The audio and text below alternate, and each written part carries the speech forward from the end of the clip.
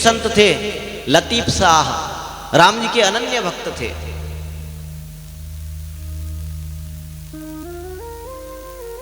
मुस्लिमों का शासन था, वो स्वयं मुस्लिम थे। एक बार बादशाह से कुछ लोग शिकायत करते थे कि ये कैसा इस्लाम का आदमी है, कुफ्र फैला रहा है, हिंदू देवी देवताओं की पूजा करता है और लोगों को भी भ्रमित करता है। एक दो बार तो बादशाह ने इग्नोर किया, लेकिन जब ज्यादा शिकायत की लोगों ने तो उन्होंने कहा कि लतीफ शाह को हाजिर किया जाए सभा में। और शाही फरमान लेकर के कुछ सैनिक लतीफ शाह के पास गए, तो वहां उन्होंने क्या देखा कि लतीफ शाह एक पुस्तक पढ़ रहे हैं, बहुत मोटी पुस्तक है। और जब वो वहां पहुंचे तो उन्होंने देखा कि थोड़ा देख तो लें क्या हो रहा है, क्या चल रहा है यहाँ। सत्संग का ऐसा प्रभाव हुआ कि वो भी भूल गए कि हम यहाँ किस लिए आए थे, क्या है। बोले थोड़ी देर सुन लें क्या कह रहे हैं। लतीफ शाह भागवत की कथा के अनन्य प्रेमी थे, भगवान कृष्ण के भी अनन्य प्रेमी थे। लोगों के भागवत की कथा सुना रहे थे बड़ी तन्मयता से, बड़े भाव से, और लोग कथा भी श्रवण कर रहे थे। इतने भावुक थे, कभी कभी कथा कहते कहते वो अश्रु प्रवाह भी हो रहा है उनकी आंखों से, कभी रो रहे हैं, कभी हंस रहे हैं कथा कहने में। बादशाह ने बहुत इंतजार किया कि भाई देखो अभी तक सैनिक नहीं आए, क्या बात है।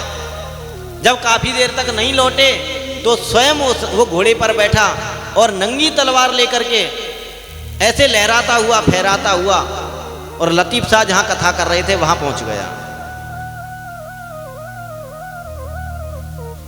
लेकिन उसने वहां पहुंचकर जो दृश्य देखा,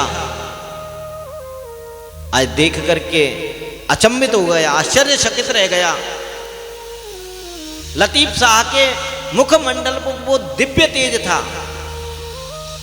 जिसे मुस्लिम भाषा में शाही नूर कहते हैं। ऐसा शाही नूर, आश्चर्यचकित हो गया देख करके बादशाह।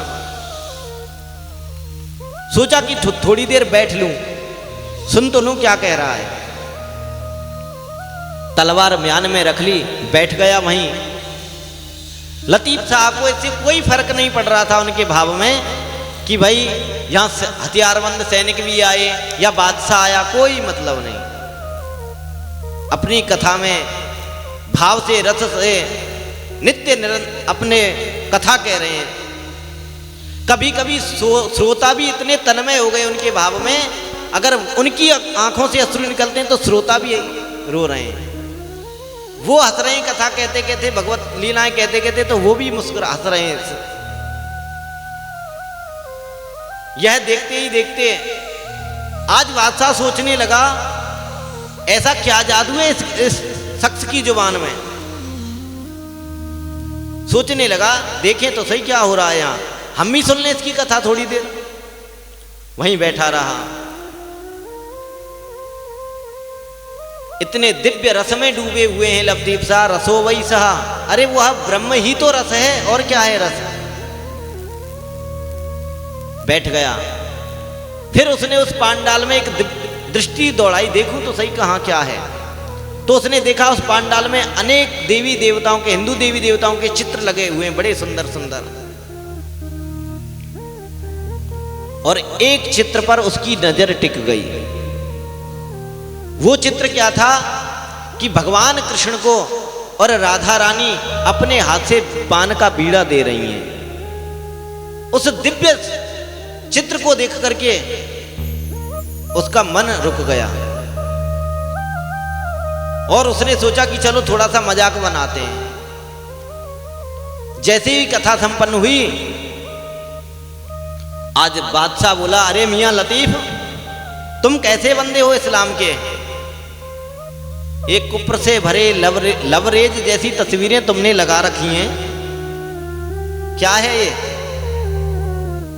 ये बेमानी और बेअसर के साथ ही जहालत की निशानी है। लतीफ ने पहचाना बादशाह, और वो बादशाह को वहां शांत बैठे सिपाहियों को भी बड़े प्रेम से कहा, जनाब इन्हें फकत तस्वीर ना समझो, इनमें हर वो ताकतो ताब है, वो तेजो बल है जो यहां मौजूद किसी भी इंसानी चोले में नहीं है। आप इन्हें ऐसे ही मत समझो चित्र। बादशाह ने कहा कैसे यकीन कर लें भाई।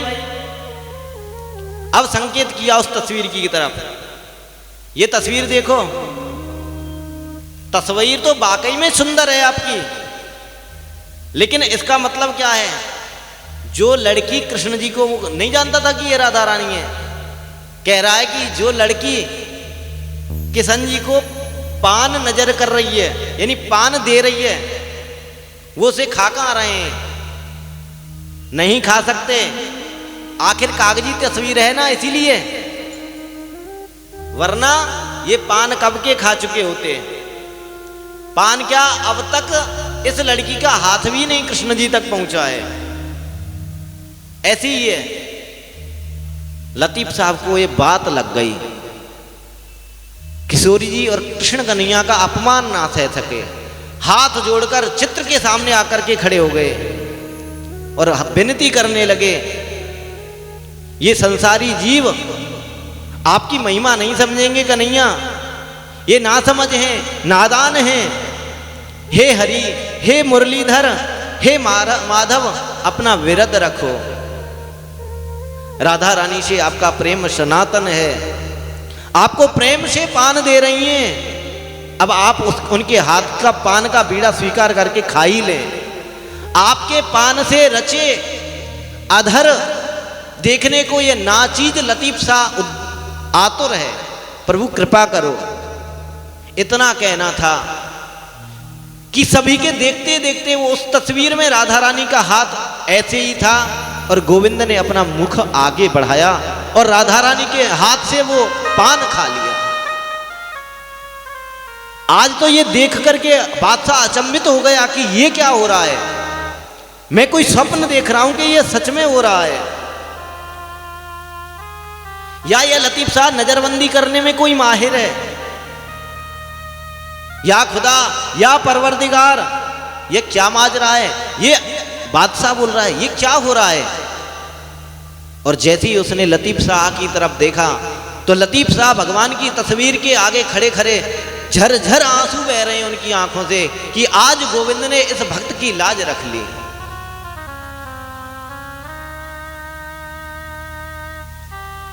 अगर हम भगवान के प्रति सच्ची निष्ठा, सच्चा भाव रखते हैं, हम किसी भी परिस्थिति में फंसे होंगे, कभी भी कोई हमारी परीक्षा होगी, हर परीक्षा में पास होंगे। वो बादशाह लतीफ शाह के चरणों में गिर पड़ा, कहने लगा मुझे अपना शिष्य बना लो।